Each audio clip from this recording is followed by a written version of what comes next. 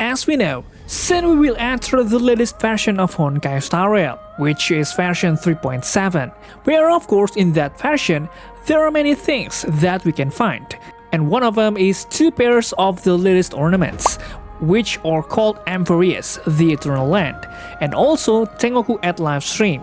Of course, these 2 ornaments have quite cool effects, and of course it's interesting for us to discuss. The question is, are these 2 ornaments quite important and mandatory for us to farm in the next version?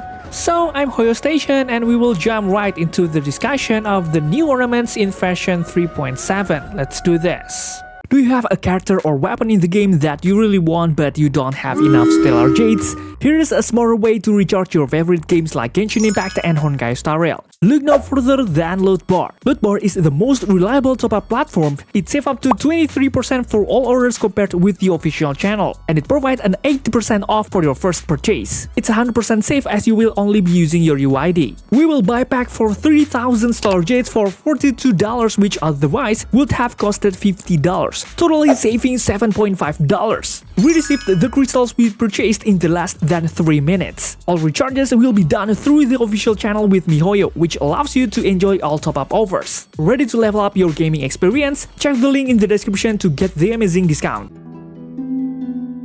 Okay, for the first ornament that we will discuss is an ornament called Amphoreus, the Eternal Land. This ornament can increase the critical rate of the user by 8%, and when the user's Memo Sprite is in the field, it will increase the speed of all allies by 8%. From a glance, we can already see that this ornament has a pretty good effect, in addition to being able to increase the damage output value of the user. This ornament can also increase the speed of all allies so that they can get a turn quickly. In addition, the increase in speed provided by this ornament can obviously increase the damage output of several characters whose kits depend on speed. Let's call them Aglaya and Hyacinth. Aglaya and Hyacinth can function more optimally with the addition of speed status to their kits. In the case of Aglaya, Aglaya can deal more damage along with her high speed. As for Hyacinth, it will get additional outgoing healing and additional critical damage if she has a speed above 200 points. So, who is this ornament for? Actually, with the conditions listed in this ornament, of course, this ornament is very suitable for characters who have a Path of Remembrance, which is currently also included in the category of Crisis Heir. Actually, there are 6 Remembrance characters that can use this ornament, namely Cyrene, Aglaya, Evernight, Casrace, Hyacinth, and also RMC. But of course, ideally this ornament should be given to characters who have a supporting role in the team, which means Cyrene and RMC are perfect for this. Maybe some of you are asking, is this ornament better than Lusaka the Sunken Seas for RMC? I know many people use Lusaka because of its effect that can provide additional energy regeneration and provide additional attack increases to characters in the first lineup. Of course, it's a good ornament. Then how about Amphoreus, the Eternal Land? I can say this ornament is an optional ornament that you can use. If you often pair RMC with characters, they don't have attack scaling and need more speed on their kits. For example, lineups such as Casrace, RMC, Evernight, and also Hyacinth. Usually players will still use Lusaka, although adding attack to the Casrace is not very useful. Well, this ornament named Amphoreus, the Eternal Land, obviously have better performance because instead of giving additional attack to Casrace, this ornament gives additional speed to Evernight and also Hyacinth, which is obviously more useful. In addition, the increase in critical rate on this ornament can certainly still be used by RMC, because even though RMC already has a 100% critical rate through the effects of his Eidolon 6, the critical rate only applies to the ultimate kit, so he does not have a critical rate at all for other kits, such as basic attack and skill, making the damage output quite low. In addition, now RMC has an additional kit in version 3.7, where currently he has an enhanced basic attack faction called Together with script Tomorrow. This effect will give damage in the form of joint attack to all enemies. After RMC activates his ultimate, making RMC currently have an offensive side that also gives damage output to the team. So increasing critical rate is a good thing for him now. What do you guys think?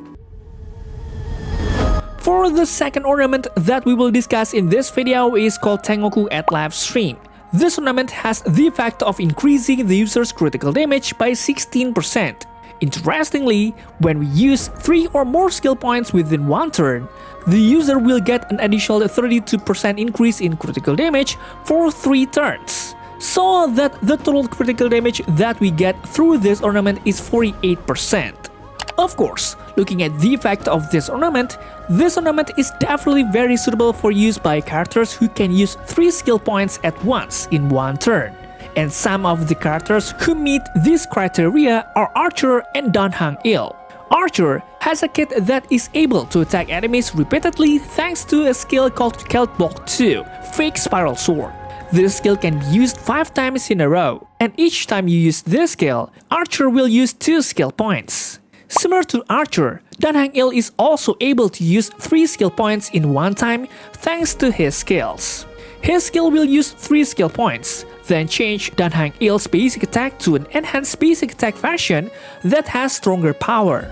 So obviously, the ornament named Tengoku Livestream will be very useful for both of them. Well, the next question, because Archer and Danhang Il have the best ornament right now, namely Rutilan Arena, which is better between Rutilan Arena and the Tengoku Livestream.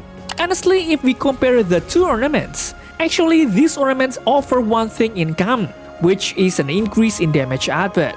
However, the fundamental difference is the form of increased damage, where the Rutilan Arena can increase critical rate and also increase basic attacks or skills. Meanwhile, Tengoku Livestream will increase critical damage, which will totally apply to all kits, be it basic attack, skill, or ultimate. In my personal opinion, Rutilan Arena is an ornament that currently still be used by us as long as the characters who will use this ornament needs more critical rate than critical damage increase. Plus, if the damage from the character's ultimate doesn't have a large damage output, then Rutilan Arena in my opinion is still a little better. But Tengoku Livestream is no less good, because increasing critical damage will apply universally. It's not just about basic attacks and skills. In addition, this ornament can be used by characters in the future who are also wasteful in using skill points such as Archer and Danhang, but do not require additional critical rate due to the critical rate being too high.